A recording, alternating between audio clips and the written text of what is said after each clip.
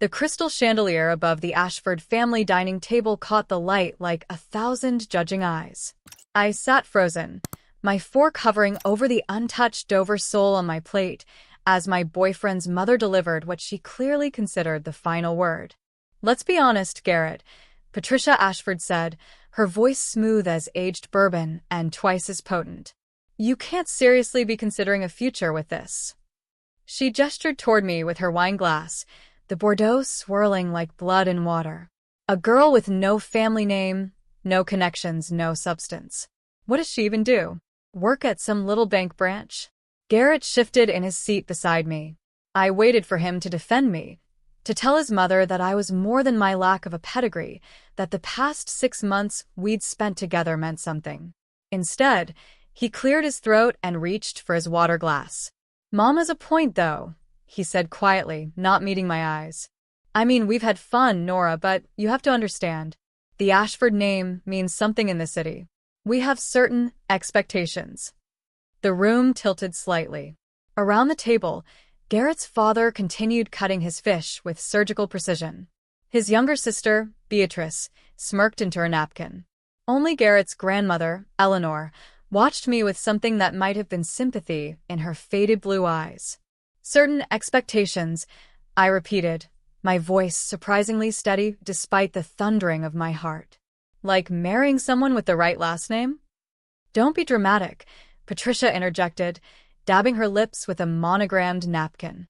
"We're simply being realistic. You seem like a perfectly nice girl, but nice isn't enough. The Ashfords have maintained their position in society for 4 generations. We don't dilute that legacy with—" She paused, searching for the word.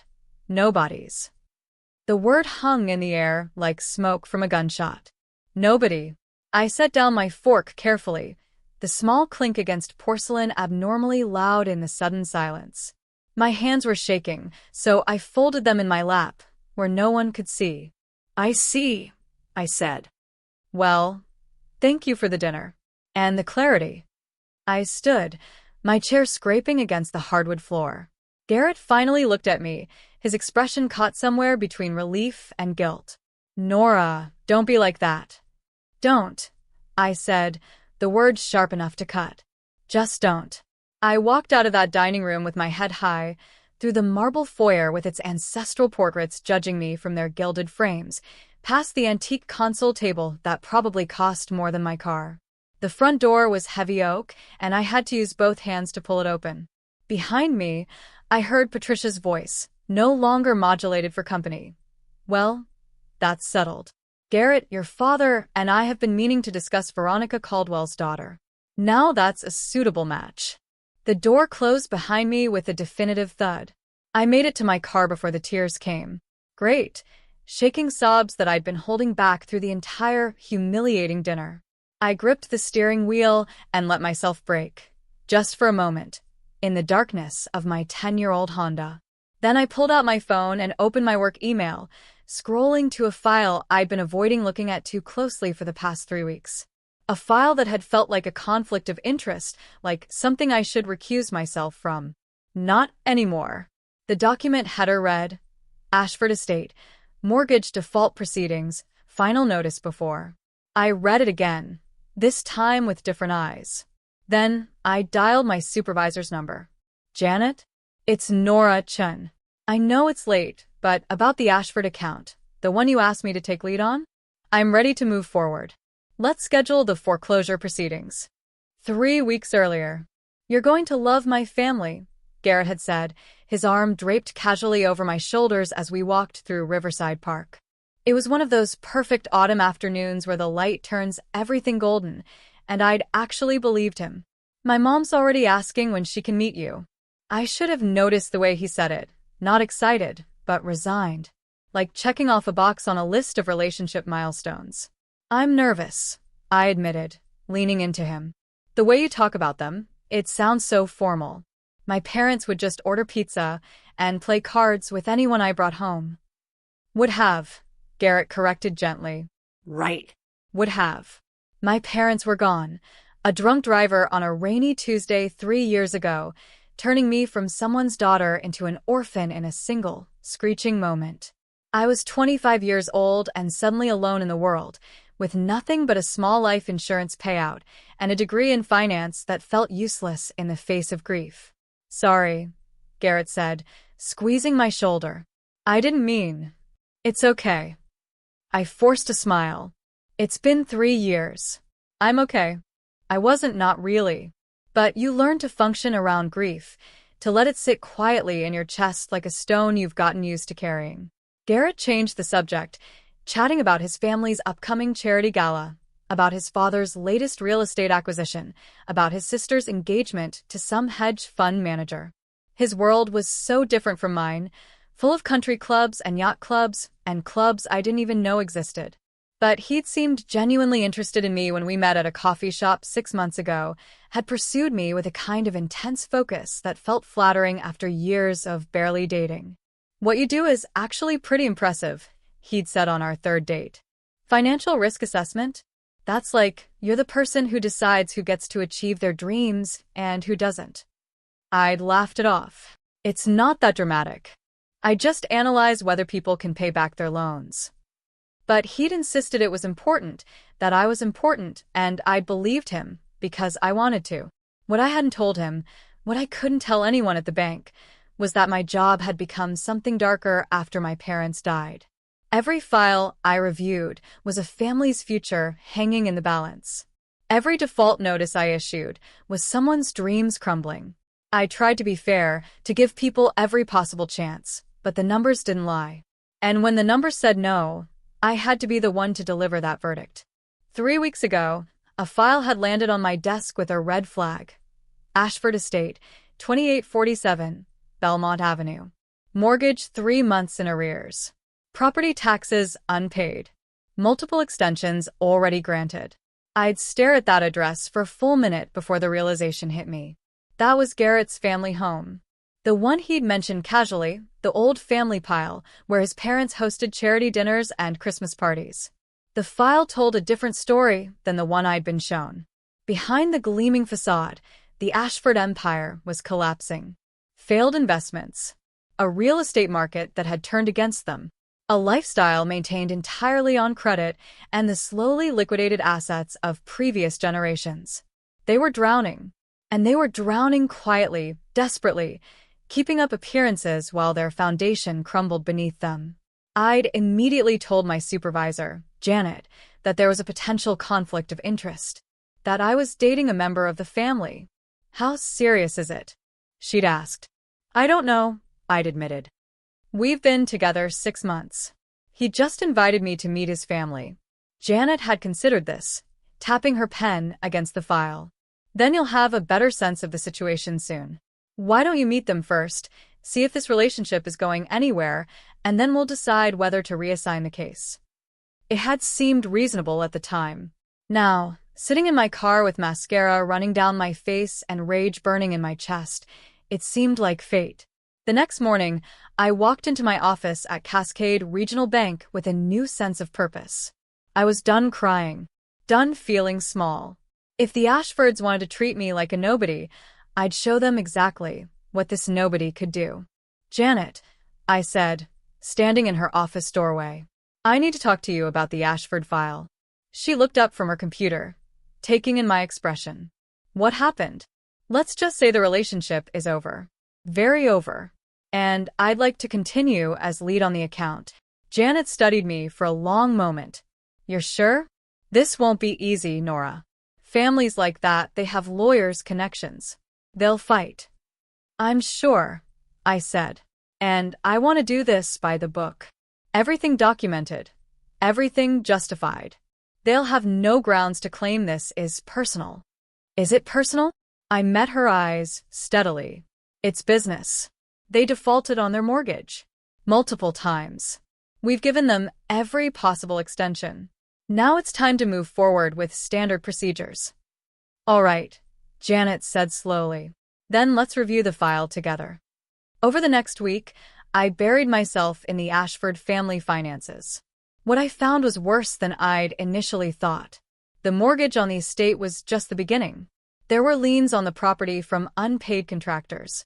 Credit card debt in the hundreds of thousands.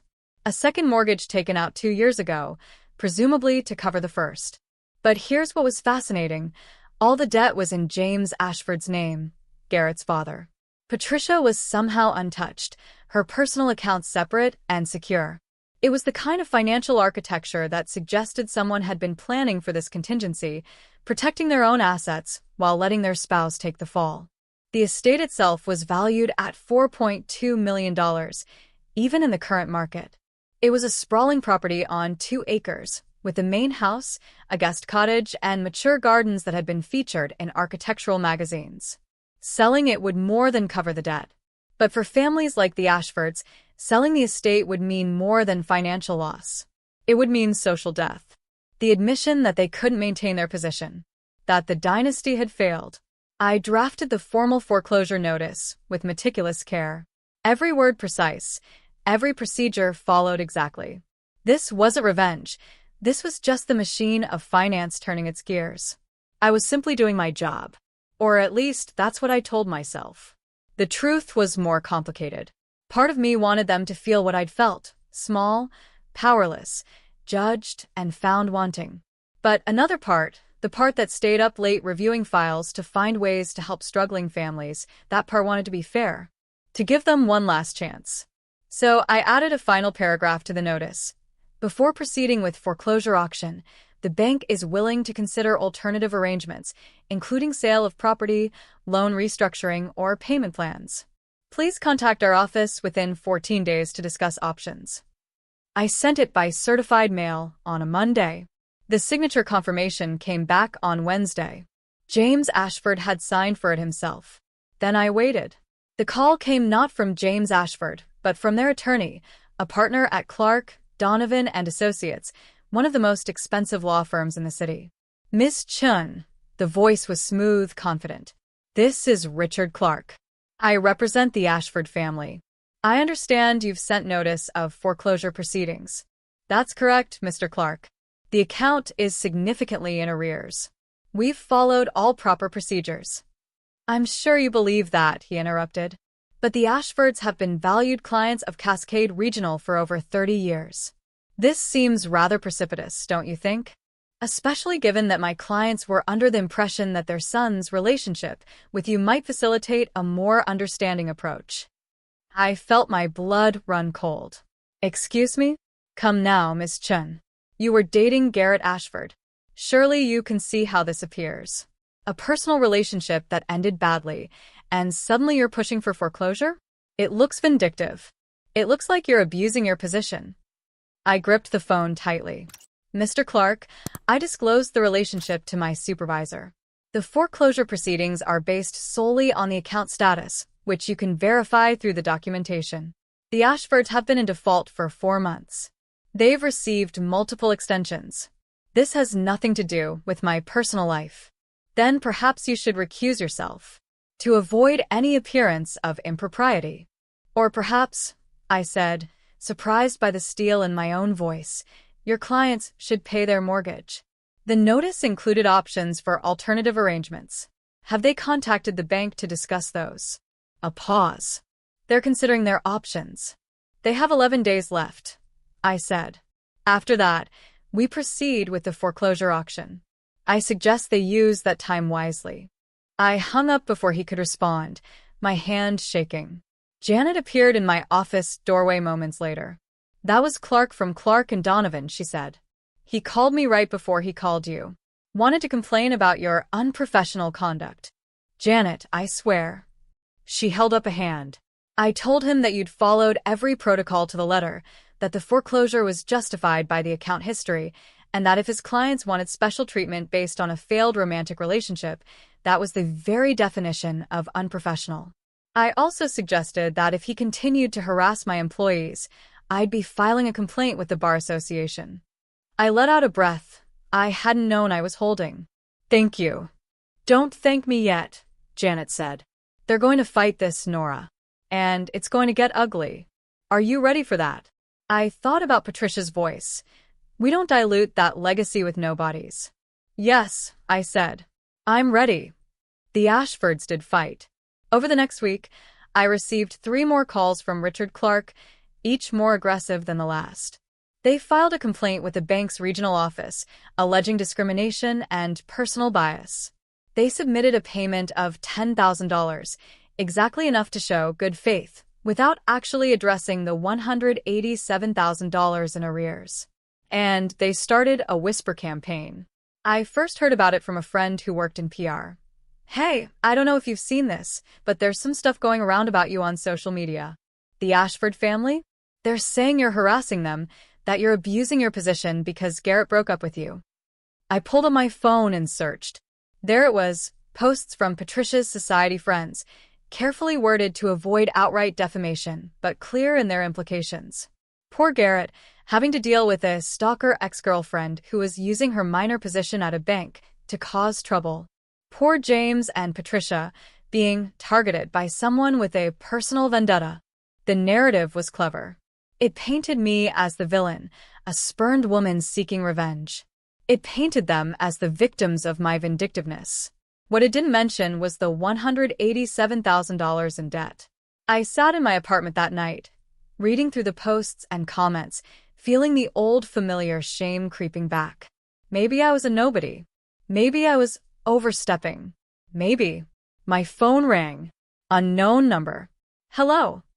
Is this Nora Chen? The voice was elderly, refined, familiar. Yes, who is this? This is Eleanor Ashford, Garrett's grandmother. We met briefly at the dinner. I sat up straighter. Mrs. Ashford, how did you get my number? I have my ways, dear. A dry chuckle. I'm calling because I wanted to apologize for my daughter-in-law's behavior. It was unconscionable, the way she spoke to you. Thank you, I said, surprised. But if you're calling to ask me to drop the foreclosure. I'm not, she interrupted. In fact, I'm calling to tell you not to. My son and his wife have been living beyond their means for years. I warned them this would happen. They refused to listen. Sometimes people need to face consequences. Mrs. Ashford. Eleanor, please. And before you ask, yes, I know about the foreclosure notice. I know about everything. I may be 84. But I'm not senile yet. Another pause. I also know that house isn't James's to lose. It's mine. I don't understand. The estate was put in James's name for tax purposes, but the actual ownership, the family trust, that's in my name. And I've decided I'm not going to bail them out this time. Let the foreclosure proceed. It's time for some accountability. I struggled to process this. Then why are you calling me? To tell you that you're doing the right thing. And to give you some advice. Don't back down. They're going to try to intimidate you, to make you feel small. Don't let them. You're worth 10 of Patricia, and Garrett's a fool for not seeing that. My throat tightened. Thank you. No, thank you. Someone needs to stand up to them. I'm just sorry it has to be you, who bears the brunt of it. But if anyone can handle it, I think you can. You have steel in your spine. I saw it that night, the way you walked out with your head high. After she hung up, I sat in the darkness of my apartment, her words echoing in my mind. Steel in your spine. Maybe she was right. With 6 days left on the notice period, something unexpected happened. Garrett called me. Nora? Please don't hang up. I just want to talk. I almost did hang up, but curiosity won. What do you want, Garrett? I want to apologize. For that dinner. For what my mother said. For not standing up for you. Little late for that, I said. I know I was a coward. But Nora, you have to understand, I was raised in a certain way, with certain expectations. It's hard to go against that. So, you just went along with them calling me a nobody. Silence. Then, that was wrong. You're not a nobody. You're brilliant and strong and foreclosing on your family's estate, I finished. That's what this is really about, isn't it? You're not calling to apologize. You're calling to ask me to stop the foreclosure. Can you blame me? Nora, that house has been in my family for 80 years. It's where I grew up, where my grandmother still lives. You have the power to stop this. I have the power to do my job, I interrupted. Your family is in default. Seriously in default. This isn't personal, Garrett. This is business. How can you say that? After what we had. After what we had, I felt anger rising, hot and sharp. What did we have, exactly?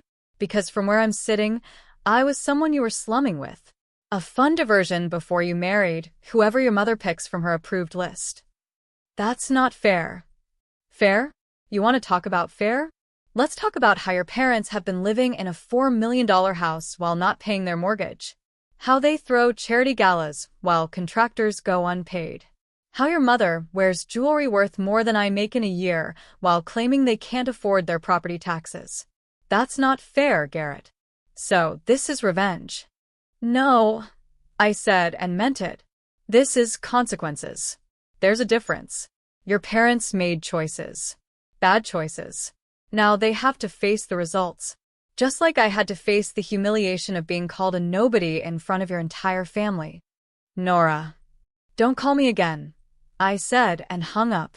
My hands were shaking, but this time not from fear or shame. From rage. From the clarity that comes when you finally see a situation for what it really is. I pulled up the Ashford file on my laptop. 4 days left on the notice period. No payment plan submitted. No serious attempt to address the debt. I started drafting the foreclosure auction notice. The morning the foreclosure notice was scheduled to be filed with the county, James and Patricia Ashford appeared at the bank. They didn't have an appointment. I was in a meeting with Janet when the receptionist buzzed through. There are 2 people here demanding to see Norichin. They say they're not leaving until they speak with her. Janet and I exchanged glances. Show them to conference room B, she said. We'll be there in 5 minutes. Those 5 minutes felt like an hour. Janet pulled up the Ashford file on her tablet, reviewing the details one more time. You ready? She asked. Yes, I said. And I was. We walked into the conference room together. James and Patricia Ashford sat on one side of the table, both dressed like they were attending a board meeting. James in a bespoke suit, Patricia in Chanel. They looked polished, powerful, accustomed to getting their way. But I noticed the small details, the tension in James's jaw, the way Patricia's hands gripped her purse, the slight sheen of sweat on James's forehead despite the air conditioning. They were scared. Mr. and Mrs. Ashford, Janet said smoothly, taking a seat. I understand you wanted to speak with us? With her, Patricia said, nodding toward me. This whole situation is her doing. This whole situation is the result of your failure to pay your mortgage for 4 months, I said calmly, sitting down across from them. Ms. Martinez is here as my supervisor and as a witness to this conversation. A witness, James said. Christ, it's come to that? You hired a lawyer to threaten me with legal action, I pointed out. Yes, it's come to that. Patricia leaned forward. I want you to know that I have spoken to the bank's regional director. He and my husband play golf together. He assured me that this foreclosure can be stopped. Janet's expression didn't change.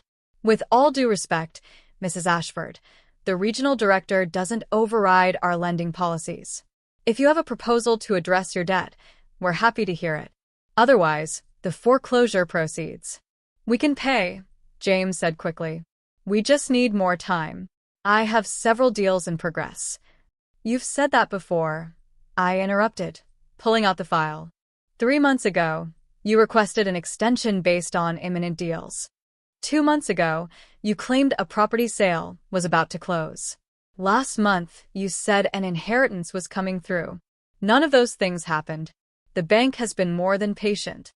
Because we've been loyal clients, Patricia snapped. We've banked with Cascade Regional for over 3 decades. That should count for something. It does, Janet said.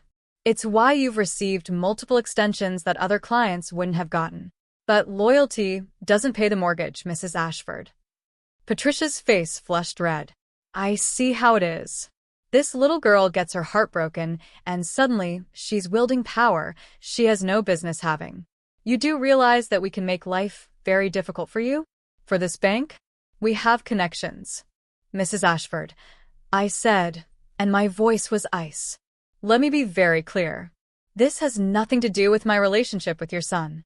This has everything to do with the fact that you owe this bank $187,000 and have shown no ability or willingness to pay it. You've tried intimidation through your lawyer. You've tried defaming me on social media. You've tried calling in favors with the regional director. None of that changes the numbers. I spread out the documents on the table between us. Here are those numbers. 4 months in default. 6 requests for extension, all granted. 0 meaningful payments made. Property taxes unpaid for 2 years. Contractor liens totaling $43,000. If anything, the bank has been too generous. We can offer you a payment plan, Janet added, but it would require immediate payment of at least $50,000, followed by monthly payments that fully address both the arrears and current mortgage. Can you do that? The silence that followed was answer enough. James slumped in his chair. Patricia's expression cycled through rage, humiliation, and finally, something that looked like defeat. The house, James said quietly. It's been in the family for so long. Then you should have protected it, I said, and for the first time, I didn't feel cruel saying it. I felt sad. You should have lived within your means. Cut expenses. Sold off assets. Done what every other struggling homeowner has to do. Instead, you kept up appearances and hoped someone would bail you out. You don't understand, Patricia said, her voice breaking slightly. People like us, we can't just downsize. Our reputation, our standing in society, it's everything. Losing the estate means losing all of that.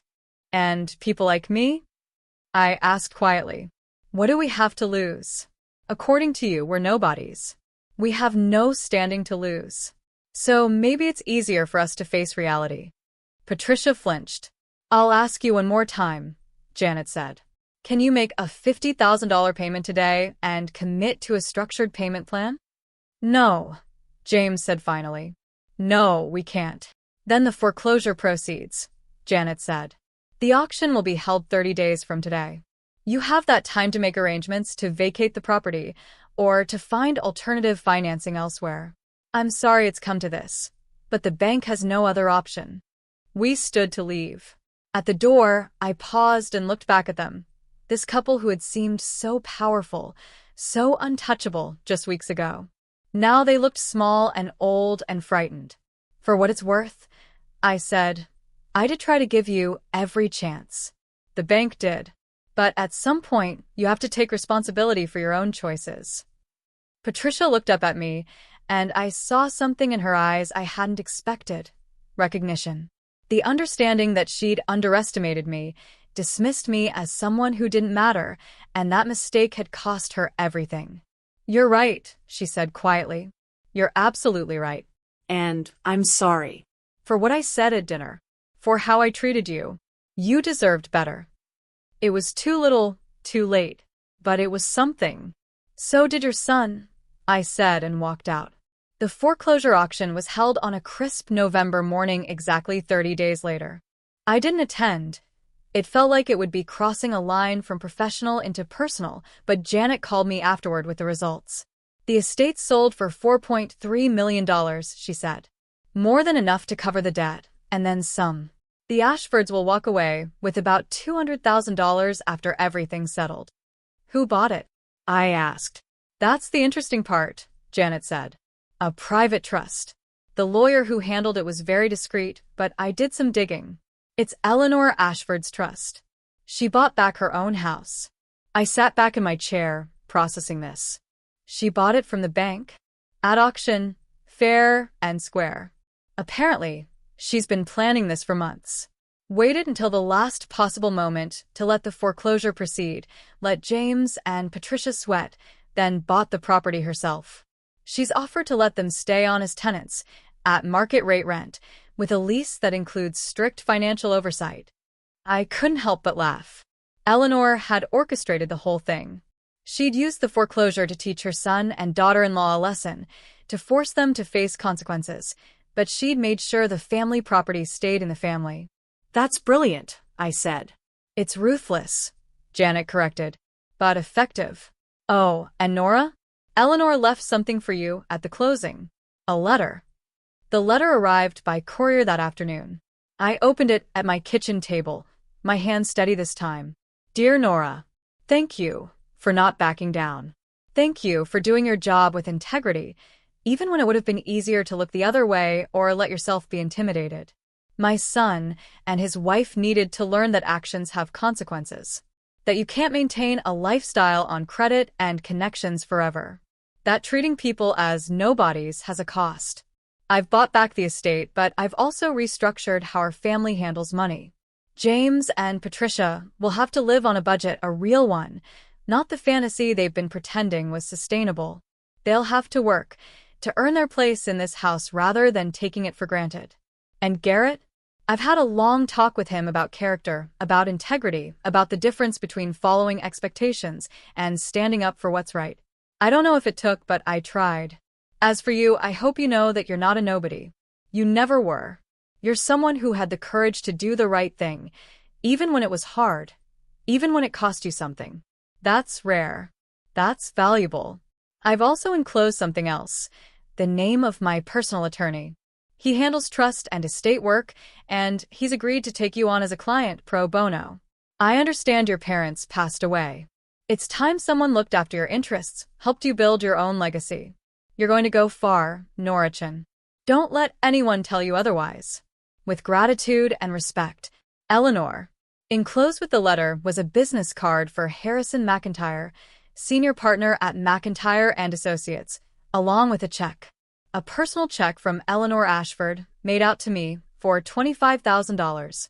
The note attached said, "Consider this a consulting fee for teaching my family a lesson they desperately needed to learn. Use it wisely." I stared at that check for a long time. Part of me wanted to refuse it, to send it back, to maintain my professional distance. But another part, the part that had been called a nobody, that had sat in that dining room and absorbed their judgment, that part said, "Take it. You earned it." Not through revenge, but through doing your job with integrity despite every pressure to do otherwise. I deposited the check the next day. 6 months later, I was promoted to senior risk analyst. My work on the Ashford case, specifically how I'd handled it ethically despite personal complications, had impressed the regional office. The very same regional director that Patricia had threatened me with ended up recommending me for the promotion. Garrett sent me a message on LinkedIn of all places. Just 3 words. "You were right." I didn't respond. There was nothing left to say. I did, however, accept an invitation from Eleanor to have tea. We met at her favorite tea room, an elegant place with good china and even better scones. "You're thriving," she observed, looking me over appraisingly. "I can see it. You're different than you were that night at dinner." "I am different," I agreed. I spent so long trying to be worthy of Garrett's family, trying to measure up to standards that were designed to exclude me. It was exhausting and humiliating, and it made me small. And now I know my worth, I said simply. And I don't need anyone's validation to see it. Eleanor smiled, and it was fierce and proud. Good. That's exactly what I hoped would happen. You know what the real tragedy is? If Patricia had been kind to you that night, if she'd welcomed you into the family, you might have been the best thing that ever happened to them. You could have helped them manage their finances, navigate their problems. Instead, her snobbery cost them everything. Not everything, I pointed out. They still have the house. Thanks to you. For now, Eleanor said, but under very different terms. And that's the lesson, isn't it? Pride comes before a fall. Treating people as beneath you because of their circumstances, that's not just morally wrong, it's strategically foolish. You never know who's going to be sitting across the table from you one day, holding your fate in their hands. We sipped our tea in comfortable silence for a moment. Can I ask you something? I said. Why did you help me? You didn't know me. I was just your grandson's girlfriend for a few months. Eleanor set down her teacup with deliberate care. Because I saw myself in you, she said. I was born Eleanor Flynn. My father was a bus driver. When I married into the Ashford family 60 years ago, James's mother treated me exactly the way Patricia treated you. Called me common. Said I was after the Ashford money. Made me feel like an interloper in my own home. How did you survive it? I outlived her, Eleanor said matter-of-factly. And then I made sure the next generation would be different. I failed with James. He absorbed too much of his grandmother's snobbery. But I'll be damned if I let that poison spread any further. You gave me an opportunity to finally address it, to force a reckoning. So really, I should be thanking you. We helped each other, I said. We did, she agreed. And I hope we'll continue to. I like having smart, capable people in my corner. And I think you'll find I can be a useful ally. She wasn't wrong. Over the following years, Eleanor introduced me to people, opened doors, wrote recommendations. She became a mentor, then a friend. The grandmother I'd lost in my parents' accident, replaced by this fierce, clever woman who'd survived her own humiliation and come out stronger. As for the Ashfords, I heard through the grapevine that James had taken a job managing properties for Eleanor's trust. That Patricia had sold most of her jewelry and actually gotten involved in charity work, not just attending galas but doing real work. That they'd downsized their lifestyle dramatically and were, by all accounts, happier for it. And Garrett? I heard he'd ended up marrying Veronica Caldwell's daughter after all. I hoped, for both their sakes, that it was a match of genuine affection and not just social climbing. I hoped he'd learned something from what happened. But honestly, I didn't think about him much anymore. I had my own life to build, my own legacy to create. I was no longer defined by who loved me, who accepted me, or who deemed me worthy of their approval. I was defined by the choices I made, by the integrity I maintained, by the courage to stand up for myself even when it would have been easier to back down. I was Nora Chen, senior risk analyst, orphan, survivor, and nobody's nobody. As I left the tea room that afternoon, Eleanor's words echoing in my mind, I thought about that dinner party 6 months ago, about sitting at that table feeling small and powerless, about walking out with tears streaming down my face. That girl seemed like someone from another lifetime, someone I'd left behind when I signed those foreclosure papers. Sometimes the best revenge isn't revenge at all. Sometimes it's simply becoming the person you were meant to be, without anyone's permission. Sometimes it's realizing that the people who called you a nobody were really just afraid you'd become somebody, and proving them right to be afraid. And that wraps up today's story. Now we want to hear from you. Where are you watching from? Drop your city or country in the comments, and let's see how far these stories reach. If this story moved you or gave you chills, give it a like, share, and subscribe for more powerful stories. One last thing, rate the story from 1 to 10 in the comments. Your feedback helps us bring you even better ones next time. Thanks for watching. We appreciate you being part of this storytelling journey.